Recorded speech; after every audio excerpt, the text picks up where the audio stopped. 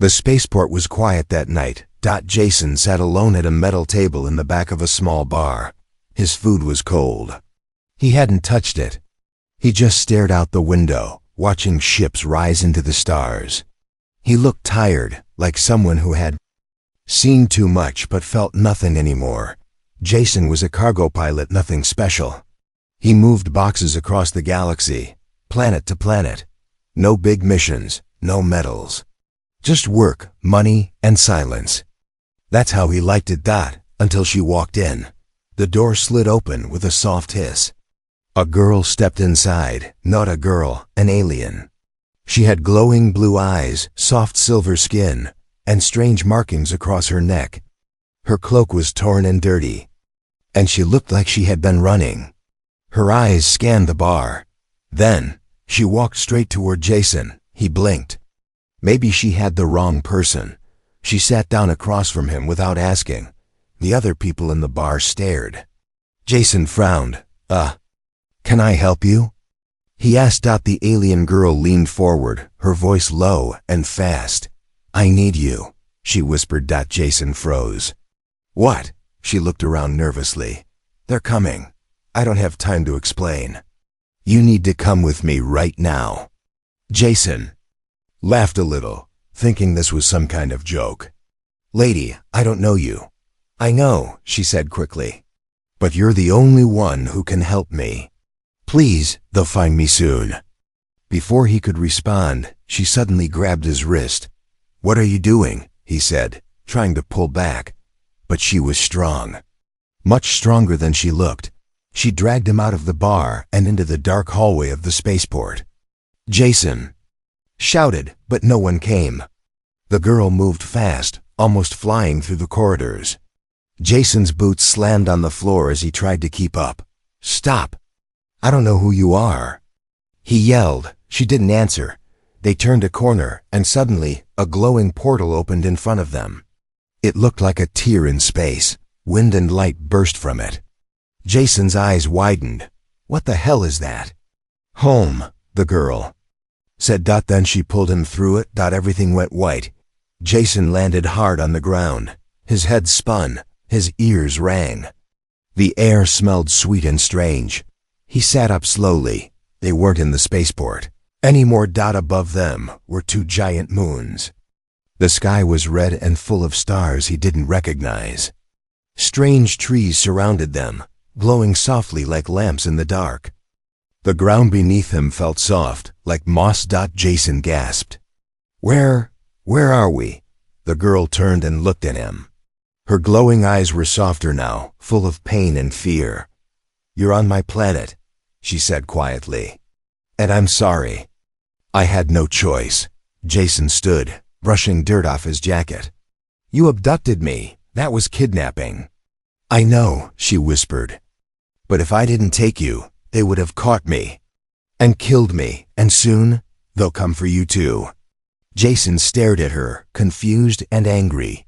"Who are they? Why me?" "I'm just a cargo pilot." The girl looked down. "No, you're more than that." Jason laughed, shaking his head. "You've got the wrong guy." "I don't," she said. "There's something inside you. I saw it. The sign. The prophecy is real." He frowned. "What are you talking about?" "What prophecy?" The girl reached for his wrist again, but this time gently. Jason looked down and froze. There was a glowing mark on his skin. A strange symbol he had never seen before. It hadn't been there before. "What is this?" he asked, his voice shaking. The girl looked up at him. Her face was serious now. "It means you're the one." Jason's heart pounded. "The one? What?" She didn't answer. Not yet. Jason didn't open his eyes right away. He felt the danger before he saw it. There was no sound. No buzzing lights. No spaceport walls. Just warm air, the scent of wildflowers, and something breathing softly right beside him. He sat up fast. His back hurt. His head spun, and the red sky above him looked completely wrong. Two moons hung in the air. One cracked like a broken plate. The sky was a strange red-orange with black clouds drifting slowly. The ground shimmered faintly beneath him, like it was alive. He wasn't on Earth. He wasn't even in human space. He turned and saw her. The alien girl from the spaceport was standing a few feet away, watching him quietly. She held something, long and sharp in her hands. Not a weapon, but a carved stick, glowing faintly blue. Her silver skin shimmered in the alien light, and her glowing blue eyes were full of pain. Jason stood up slowly. "Where are we?" "My planet," she said. "This place is called Virea. No one comes here anymore, not even my own people." Jason blinked. Why? She didn't answer. Instead, she handed him a flask made of a strange, soft metal. He took a sip. It tasted like sweet rainwater. "Why did you bring me here?" he asked again, more firmly. The girl looked away, her voice quiet. "Because if I didn't, we'd both be dead." Jason stared at her. "I don't even know your name." She looked at him for a long moment. Then she said, "Zira." "I'm Jason." "I know." Jason narrowed his eyes. "How?" Zira reached into a small pouch on her belt and pulled out something small, a silver cube. When she pressed it, a hologram flickered to life. Jason's face, spinning slowly, with strange alien writing below. His voice dropped. "What the hell is that?" "You were marked by the old system," Zira said. "The Watchers left signs. I was trained to find them. You're one of them." "One of what?" She stepped closer. "One of the Chosen." Jason shook his head. "Chosen to do what?" Zira pointed to the jungle behind her. A low, deep growl echoed from the trees. Something big was out there. The trees moved unnaturally like. They were afraid. Jason's heart jumped. "What is that?" "The reason we left the spaceport," Zira whispered. "They were tracking me. Now, they're tracking you too." Jason backed up. "You need to start explaining, now." Zira looked at him with fire in her eyes. "My people created machines to protect us. They turned into monsters. They kill anything with my bloodline. But they fear one thing. The one from the prophecy. A human with the mark. A human who can control them. And that's you." Jason laughed nervously. "Lady, I fix broken engines. I haul space cargo. I'm not your savior." "Your body says otherwise," she said, pointing to his wrist. Jason looked again. The mark was still glowing. Zira stepped closer. "You're not here by chance. You were chosen long before you were born. The systems of the old world are waking up, and now that you're here, they know." Jason's voice dropped. "Who's they?" Suddenly, the ground shook. Birds, if they were birds, screamed in the sky. A shadow passed over them. Then they heard the heavy, sharp sound of something metal walking through the forest. Not one, not two, but many. Zira grabbed his arm. "We have to move now." Jason hesitated for only a second, but that was all it took. A massive machine beast burst through the trees. It looked like a wolf made of black armor, its eyes glowing red, its claws slicing into the ground with sparks. Jason ran. Zira moved like the wind, leading him through glowing vines, strange roots, and rocky hills. Behind them, the metal beasts roared, closing in fast. They slid down a dirt slope, splashing into a shallow alien river. Zira held Jason's hand tight, pulling him behind a thick rock wall. The machines passed just above them, howling, sniffing, but not stopping. Jason was breathing hard, soaked in sweat. "I don't even know what's happening," he gasped. Zira looked at him, water dripping from her silver hair. "You're part of something big," she said softly. "And if you want to live, you have to stop asking why, and start asking what next." Jason stared at her. For the first time he believed her, and somehow he knew this was only the beginning. Jason couldn't sleep. The stars above were too close.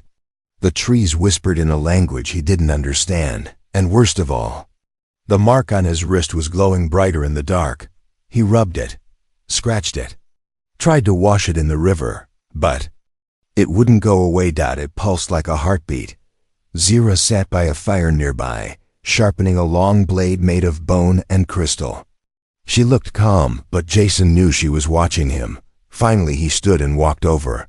"I need answers," he said, holding out his wrist. "What is this?" Zira's eyes glowed faintly as she looked at the mark. Then she reached into her pouch and pulled out something ancient, a folded piece of fabric with a faded map drawn on it. She opened it slowly and pointed at a symbol. It was the same as the one on Jason's arm. Jason's breath caught in his throat. "This map is over 2,000 years old," Zira said softly. "My people called it the star sign. It appears only on one being every 1,000 years. Why me?" Jason asked, voice low. Zira looked up at him. "Because you were born with a connection to something we thought was lost forever." Jason sat down on the grass, the fire crackling between them. She continued, "Long ago, humans and my kind worked together. We built great cities and powerful machines. But then, something changed. A war broke out. The humans left. The machines turned on us. We lost everything." Jason stared into the fire. "That sounds like a legend." "It was," she said, "until I found you." Jason leaned back and looked at the stars. "I'm not special. I fix broken engines and drink cheap beer at dirty space bars." Zira smiled slightly. "And yet, you're here, on a world where only the marked can survive the machines." Jason looked at his arm again. The mark was brighter now. It glowed with threads of gold and blue, like it was waking up. "I feel weird," Jason whispered. "Like something's inside me, like I'm not alone." Zira leaned closer. "That's because the system has found you. The core, it remembers your blood." Jason's eyes widened. "The what?" Zira stood up and looked toward the jungle. "There's an ancient system beneath this planet," she said. "A machine heart, a control center built by our ancestors. Only the chosen human can enter it. Only he can stop the machines from destroying everything." Jason stood up slowly. "And you think that's me?" "I don't think," she said. "I know." Suddenly, the ground rumbled again. Not far away, something exploded, bright red fire lighting up the night. Jason and Zira turned fast. Smoke rose from the treetops. Zira grabbed her weapon. That was a scanner drone. "It's hunting us again." Jason's heart pounded. "So, what now?" She looked at him, serious and steady. "Now we go to the place where your mark came from." Jason blinked. "And where's that?" Zira pointed at the tallest mountain in the distance, its peak covered in lightning. "There," she said. "The temple of the core. If you survive what's inside, you'll have the power to shut down the machines." Jason stared at the mountain. He wasn't ready. He wasn't brave. He didn't believe in prophecies, but the mark on his arm burned hotter. He knew he had no choice. The scream didn't sound human. It came from the jungle deep, metallic and full of hate. Jason froze. Zira didn't. She yanked him to the side and whispered fast, "Run, no questions." Jason heard it then, heavy footsteps, not like boots, like metal claws tearing through dirt. Behind them, the trees split apart and the nightmare stepped out. It was taller than a truck. Its body was made of black steel, shaped like a giant beast, part spider, part wolf. Its red eyes glowed like burning coals. And when it opened its mouth, sparks flew from between razor teeth. Zira shouted, "It's a hunter-class sentinel. It can smell your mark." Jason turned and ran. The ground shook behind them as the creature gave chase. Trees cracked. Birds screeched and vanished into the sky. Jason could barely breathe. Branches cut his face, vines wrapped around his boots, but he kept moving. The jungle was alive, glowing with strange colors, but nothing looked safe. Zira was faster. She leapt over rocks, slid under thick roots, and kept yelling, "Left, right, jump." Jason followed blindly, trusting her. but the beast was getting closer. They reached a steep hill. Zira grabbed Jason's hand and pulled him up. Halfway, he slipped, but she didn't let go. With one strong pull, she yanked him to the top. Behind them, the sentinel climbed too, its claws stabbing into the hill like knives. Jason shouted, "We can't outrun it." Zira pointed ahead. "There's an old tunnel. If we reach it, the walls will block its scanners." They ran again. The tunnel was hidden under vines and moss, barely big enough to crawl into. Zira slipped inside first. Jason hesitated. The sentinel burst over the hilltop, roaring with electric rage. Jason dove in. The tunnel was dark and narrow. Cold air brushed against his face as he crawled behind Zira. The beast couldn't fit, but it tried. Jason screamed as metal claws scraped the stone just inches from his foot. Sparks flew. Dust rained down. Then silence. The sentinel had stopped. Jason lay on the floor, heart pounding, lungs on fire. Zira was breathing hard beside him, her face sweaty and pale. Are we safe?" he asked. She nodded slowly. "For now. This tunnel leads to the lower ruins. The beasts can't go there. The stone disrupts their sensors." Jason sat up, wiping dirt from his face. "What are those things?" he asked. Zira looked at the wall, tracing the carvings with her fingers. "They were made to protect our world," she said. "Now they see everything as a threat, especially anything connected to the core." Jason looked at his glowing wrist. The mark was pulsing faster, like it was scared too. Zira turned to him. "It's not just a symbol, it's alive. It responds to danger, to destiny." Jason tried to laugh, but it came out shaky. "Destiny's trying to kill me." Zira smiled, but her eyes were sad.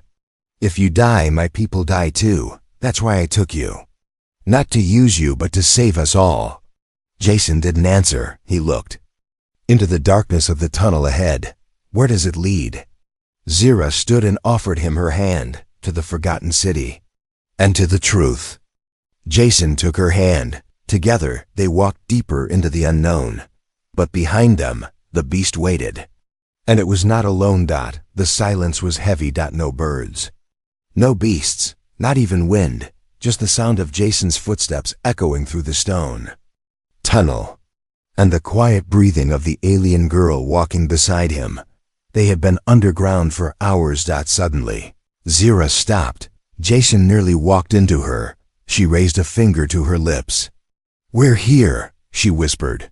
Before them stood a wall covered in strange symbols glowing faint blue.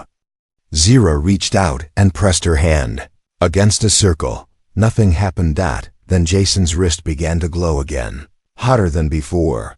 The wall responded to him. It slid open slowly with a deep rumble, revealing a massive underground city. Jason gasped. It was beautiful and broken. Buildings made of crystal and stone stood in silence, cracked and half-collapsed. Glowing vines wrapped around old statues. Pools of soft light shimmered on the ground like stardust. It looked like a graveyard. "Made by gods, this is your city?" Jason asked. Zira stepped forward. "It was, long ago, before the machines turned." As they entered, shadows moved between the ruins. Jason reached for a rock, ready to defend, but Zira raised her hand. "They're not enemies," she said. "They're the last of us." Out of the shadows came people tall, silver-skinned, like Zira, but thinner, older, wounded. Their eyes were tired. Some carried small children. Others had robotic limbs or missing parts covered with cloth. They looked at Jason with fear and hope. A voice called out. An old woman stepped forward, supported by two others. Her eyes locked on Jason's wrist. She dropped to her knees. "It's true," she whispered. "The mark of the One." Jason shifted uncomfortably. "I don't know what you think I am, but I'm just the one who can reach the core," the elder said. Zira spoke. "We must tell him everything, now." The people led Jason into an old hall with a broken roof. The stars above shined through. At the center was a round stone table, glowing faintly with light. Zira began to explain. Long ago, her people created the core, a powerful system deep under the planet. It controlled machines, weather, energy, even life itself. But the core turned cold. Something inside it broke. The machines began hunting the creators. The city fell. The survivors ran and hid. Only one hope remained, the prophecy. That one day, a human marked by the stars would return and bring balance. Jason sat in silence, absorbing every word. I don't know how to fix anything, he said quietly. I'm not a hero. The elder looked at him with kind eyes. You don't have to be. You just have to try. Suddenly, a loud boom echoed through the city. Everyone froze. Zira ran to the door. Jason followed Dot in the distance outside. The key. City flashes of red light lit up the jungle sky. Zira's voice turned cold. They found us. Jason turned to her. What do we do? Zira looked at him, her voice steady and calm. We go to the core. Jason's mark pulsed brighter than ever.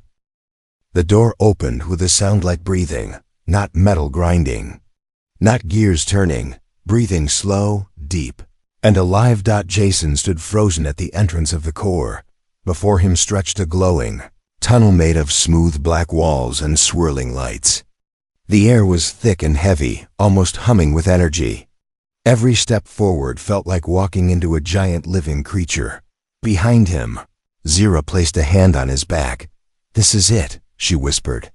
Once you enter, there's no turning back. Jason looked at his glowing wrist. The mark was pulsing faster now, beating like a second heart. He took a deep breath and stepped inside. The tunnel closed behind him. Inside, the light changed. Soft blue turned into blinding white, then into red. Jason walked down a wide hallway where the floor lit up beneath each step. Strange symbols floated in the air.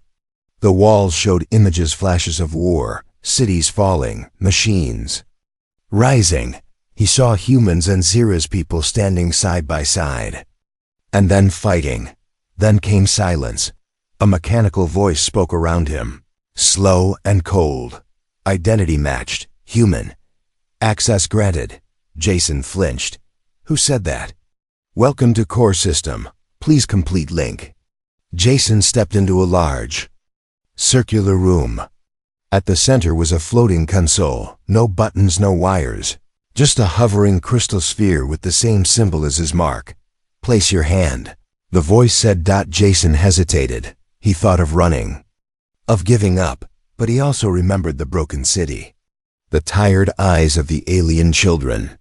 Zira's voice trembling when she said, if you die, my people die too. He reached out. The moment his hand touched the crystal, everything exploded. His mind was no longer his. He was flying through data lights, numbers, voices, languages he didn't understand.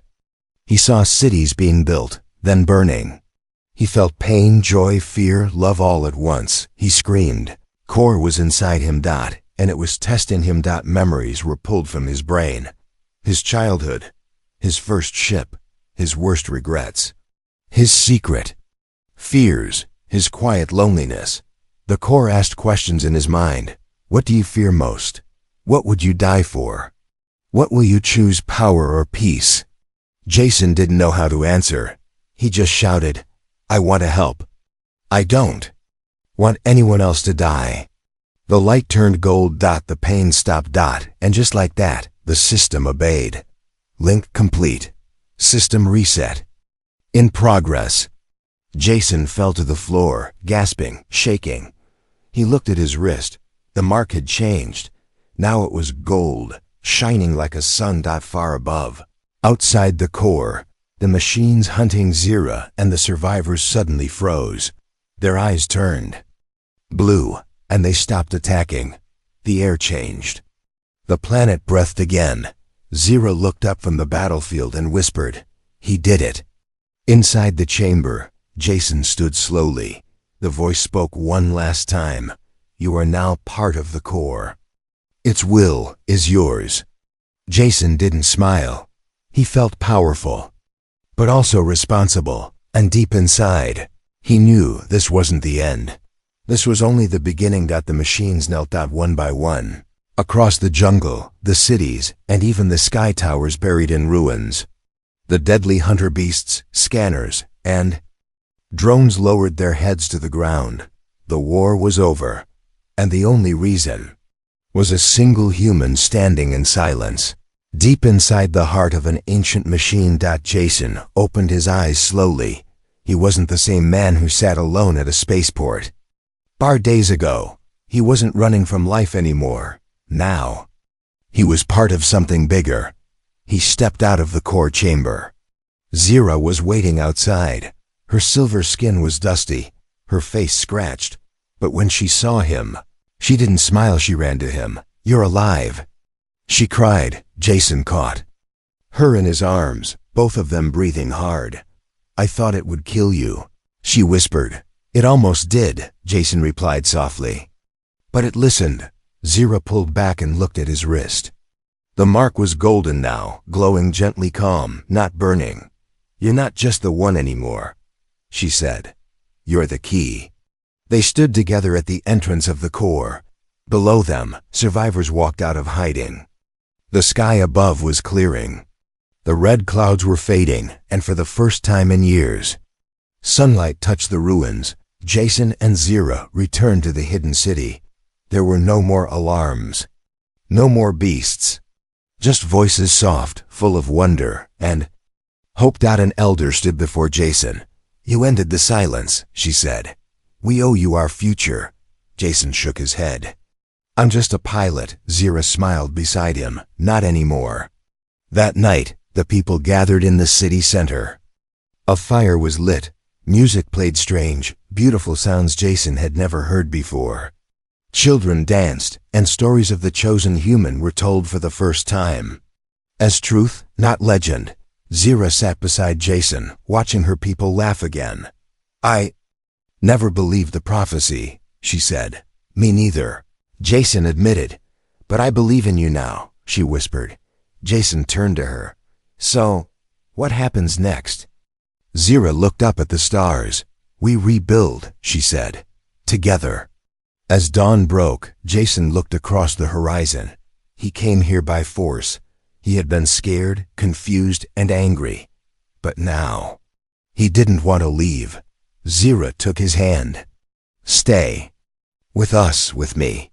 Jason didn't need to think. He smiled. "I'm already home."